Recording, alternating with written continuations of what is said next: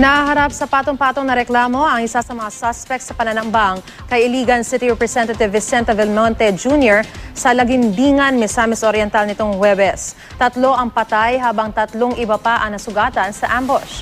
Reklamong multiple murder, frustrated murder at damage to property ang isasampa ng pulisya laban sa 60 anyos na suspect na si Dominador Tumala. Nasa kustudiya na ngayon ng Criminal Investigation and Detection Group o CIDG Region 10 si Tumala. Mariin naman niya itinanggi ang paratang.